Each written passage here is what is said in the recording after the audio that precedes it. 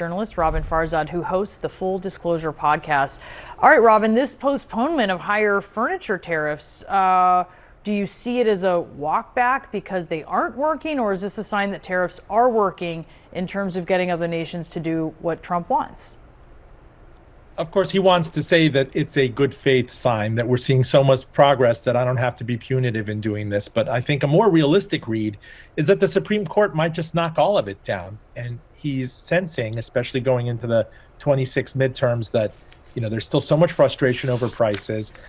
Nobody seems to be believing me on these things. I'm losing clout. There's diminishing clout on it. So I might as well get some rhetorical gains from it while I can. And I mean, the same thing with pasta. I've honestly lost track since April's Liberation Day. If you remember how much fear there was this time last year into the interregnum and inauguration, and then consummated with April, and then all the different things that he's pulled back and diluted since, it's kind of obviated all of it.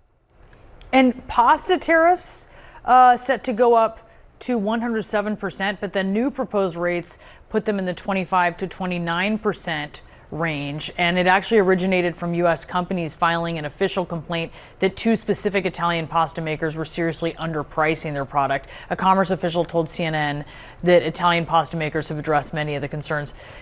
Truly, spaghetti diplomacy? What are you thinking about this? It's paradoxical, isn't it, that people are complaining about kitchen table issues and especially prices at the grocery. And here we are, the Commerce Department is accusing the Italians of dumping. You're not charging us enough for this. We have to protect our domestic producers, as if that's really a thing. I mean, who but the biggest snobs pay attention to where that stuff is coming from, at a Kroger or Publix. I mean, it shows you I haven't had pasta for a while. But anyway, I digress. It's also important that he has a friend in Giorgia Meloni, one of his foremost friends in the premier of Italy, in that otherwise hostile region to him. So, this seems to be a beginning of the year gift and a concession. Look at the various other things with rare earths, with Mexico, and furniture, for example, might be showing the industry in North Carolina, which has been hollowed out, that, look, I went to bat for you and we got the revenue and now we got the gains and you're competitive again. But I think that remains to be seen. What does it really mean for consumers? I mean, yes, on these specific items, you're buying, say, a bathroom vanity. Maybe you're purchasing, unlike you, someone really likes their pasta. They're buying a lot of bucatini or something. I don't know. But just in general, where does this stand for American consumers when it comes to tariffs?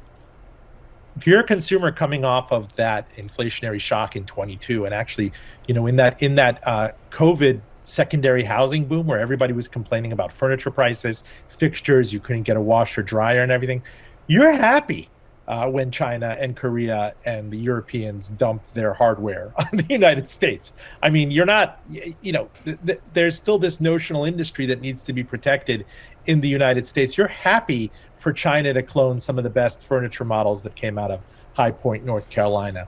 And you're not as worried about the United States getting tariff revenue and protecting some sort of forgotten manufacturer in the United States. It applies to towels. It applies to foodstuffs. If you're farmers, you want to export that stuff. You want waivers. So you're very much at cross purposes with what Donald Trump thinks correct trade policy is. What if you're a small business owner? Where are you? Depends. Are you a small business owner trying to churn out, handmade artisanal furniture pieces for Micah in the United States? Are you a small business owner looking to buy your wares for a boutique hotel or for a condo that you're dressing up? There are several sides of this trade right there. Some people out there really want protection and are really complaining about this, and others out there saying that I want the benefits of gains from trade. I want that Walmart, Best Buy high of getting these things for a fraction of what maybe they used to cost decades ago. Roben Farzad, Happy New Year to you. Always great to get your perspective on these things. Likewise, my friend. And still to come.